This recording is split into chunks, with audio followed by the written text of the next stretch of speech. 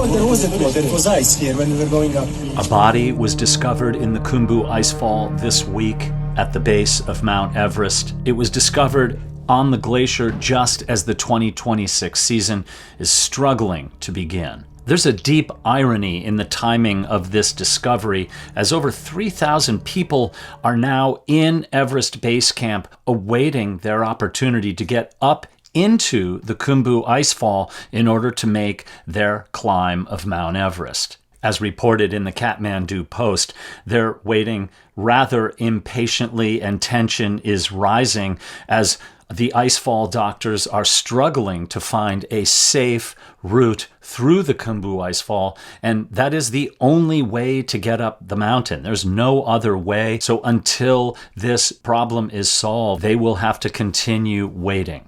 It's been reported that there is a giant serac, which is a massive chunk of ice just above where the icefall doctors, and I'll explain a little bit about them and their job shortly. That giant chunk of ice is threatening to fall and collapse down into where they're doing their work, with the hundreds and hundreds of people who will soon follow after those ropes are fixed. That was a risk they were not willing to take.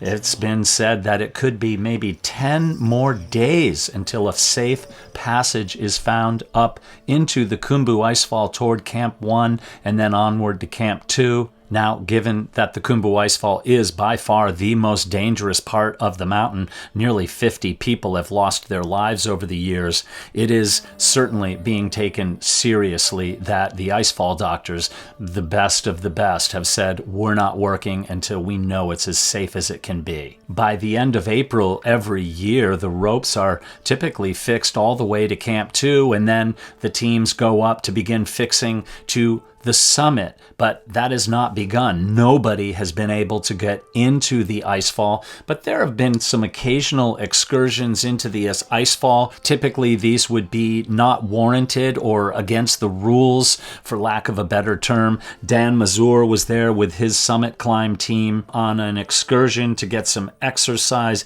into the icefall, and after they had stopped to have a bite to eat, they said that the icefall doctors were coming back down from their attempt to find a safe passage upward. Dan stopped and said, hey, so give us an update on what's taking place up there. And they came up with a consensus, and they just said that this giant block of ice, or several big blocks of ice, are not easy to go around and might threaten any climbers trying to pass with falling debris. Some of these chunks of ice falling down could be the size of a basketball, some are the size of a car, and if an entire serac goes down, that could be the size of a building or a house, and obviously not safe.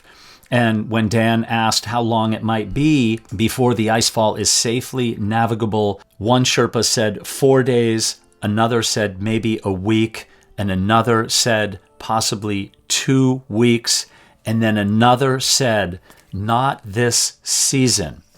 Absolutely fascinating. That tells it all. Nobody knows what's going on there. I can only imagine the sense of tension and anticipation that's taking place right now.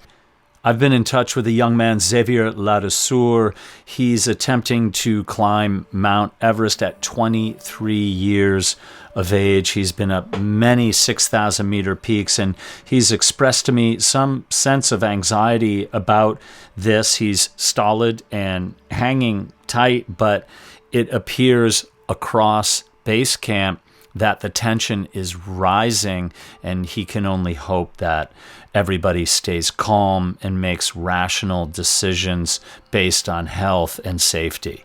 Dan Mazur goes on to say that his summit climb team descended in somewhat of a state of shock.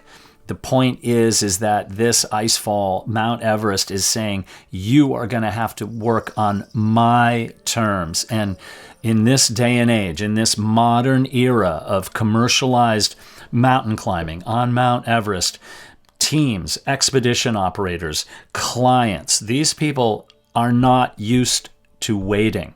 They want to pay their money and get on that mountain and get on top. The Khumbu Icefall is essentially a gauntlet, and it is the only way you can get up to the higher parts of the mountain. Other alternatives have been explored. It just doesn't work. It's essentially, imagine a river of ice that moves 3, sometimes 4 feet downhill every day at that steep part. And as the ice and the weight of that ice, and then the sun burning down on it as the season goes onward, as that ice moves out over, it calves off and splits off and tumbles downhill. The idea is that most of the climbers go up through the Khumbu Icefall in the dark of night when things are frozen and stuck in place. But even then, the danger is there that the ice could fall. And as we know, a human body is not going to do well under the weight of a giant block of ice falling at a high rate of speed. Almost 50 people have lost their lives in the Khumbu Icefall over the years since the 1950s, and the majority of them have been mountain workers. There are some people from climbing expeditions in there, but the majority are mountain workers, and it looks quite innocuous when you're in there on a quiet time of day, but occasionally you might hear the crack of ice. There are numerous bodies still encased in the ice. And now this harkens back to 2012 when the legendary expedition operator and mountaineer Russell Bryce saw a massive block of ice up high upon the west shoulder, the left side of the Khumbu Icefall as you're looking into it. And he did not want to put his teams of Sherpa at risk, nor did he want to put his clients at risk. On the spot, he canceled his Mount Everest expedition, and he had clients suing him, angry that he had robbed them of their opportunity to go up the mountain. But he stood firm on that. And while nothing really happened that year other than Russell pulling his team, 2 years later, on April 18th, 2014, that block of ice, some have said that it was the size of a 6-story apartment building, broke off, tumbled down, and exploded into the Khumbu Icefall. And in an instant, 16 souls lost their lives. 3 of them are still encased in that ice, not yet found. So Russell Bryce was correct, and certainly the Icefall doctors, and then another team from the Expedition Operators Association of Nepal with them, can remember viscerally that day in 2014. They are finally putting their foot down. They're making the right call. This is a good thing that is happening. Now, one of the other interesting things that's taking place on the mountain is it's kind of going old school now. I have been in touch with Mike Hamill, who runs and owns Climbing the Seven Summits, an amazing expedition firm. And he said that entire groups of all the expedition operators are gathering in base camp to discuss the logistics and sending teams of people up into the icefall. When I learned that, I immediately was reminded of 1999 on the north side, the expedition that discovered the remains of George Mallory. We had a big meeting with all the team leaders. I was there with Eric Simonson. Russell Bryce was there on the north side that year. And we all discussed how the ropes were going to fit and be fixed up to the summit of the mountain. And that was before there were such things as icefall doctors. And so all the teams chipped in to get those ropes fixed. It was really energizing. It was amazing to be with all these different teams from all around the world, different languages, different cultures, different mindsets, different temperaments. And we found a way to get those ropes fixed. So Mike Hamill wrote in a post just on the 27th, the day that as I record this today, he said that a team of 20 from the Icefall Doctors, the EOA, the Expedition Operators Association, and other teams, including some of Mike's Sherpa and himself, were assessing the state of the route to look for options. And then they all turned in agreement that the route above is still too dangerous. It's beyond fascinating and actually potentially terrifying as well, but that they're playing it safe is really encouraging to me. And another post from Mingma Ji of Imagine Nepal, he said that yesterday a team was sent up with others in there, and they reached the ice blockage area, tried to find alternative ways. And what they did was they made the decision to climb that wall. And they said that once they did that, they were close to Camp 1. And they said that they believed that it was possible to get up there. And so he posts this picture of where he would put a ladder and a rope. Now, just what's going to become of that, I have no idea. But nonetheless, you can see that all the expedition operators are doing everything in their power to try to get their people up the mountain safely, number one. And this is essentially where the narrative shifts a little bit from the logistics of mountaineering to a technical aspect. And I've reported on this numerous times, the drones. And now in 2026, they're moving from a assistance or some additional help for these Sherpa teams to becoming an absolute necessity, given the timeline that is compressing. The drones are going to become absolutely critical in not only navigating through cameras on safe ways to get up through the icefall, but in carrying that equipment up.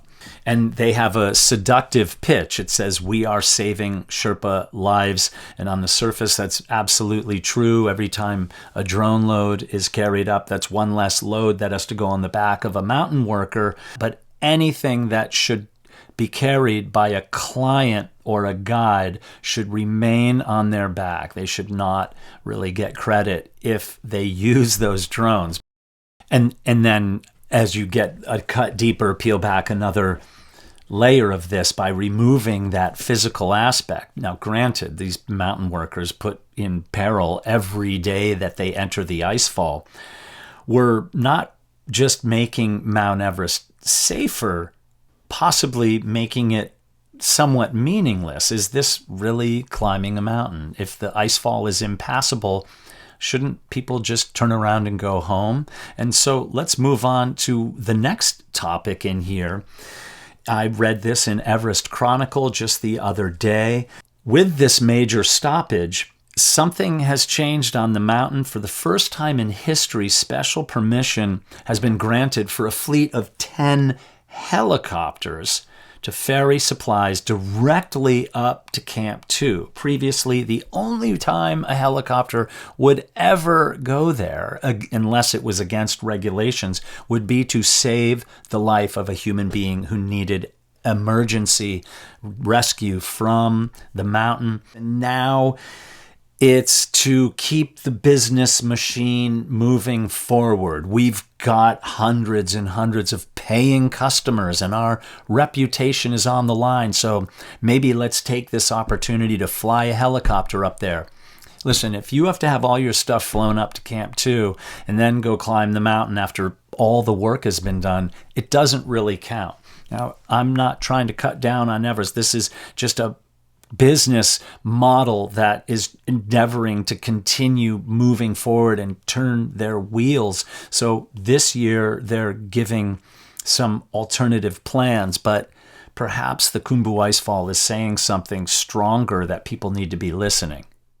Certainly this year, early in the season, Mount Everest appears to be taking back control, stymieing any upward progress on the mountain. It could be, as you said earlier in the video, it could be days, it could be a week. It might not happen at all this year.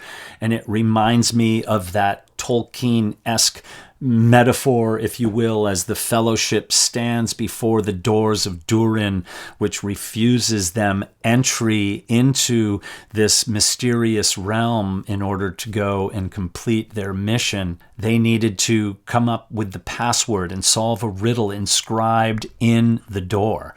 And the door opens only to those who can solve that riddle, a riddle in ancient languages like the Tree of the High Elves. And then we find out ultimately that the password is friend.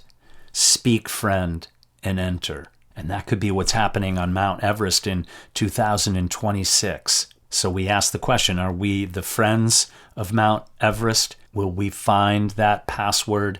And will the doors of Durin open and allow people up that mountain this year?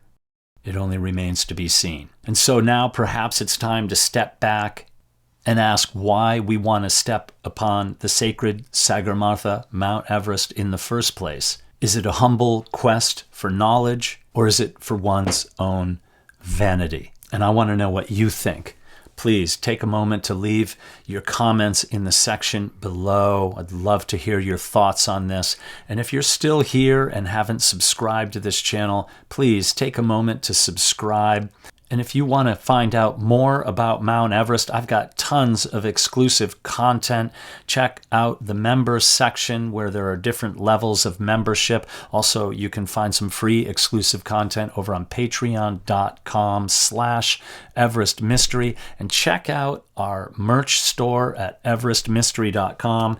These really cool lids, which I love so much. I've got these shirts. The truth is out there. Everest Mystery organic cotton tees. There's hoodies and silk sun shirts.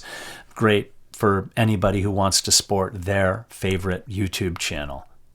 And in the meantime, do somebody a good deed. Don't ask for anything in return, and make the world a better place, one tiny step at a time.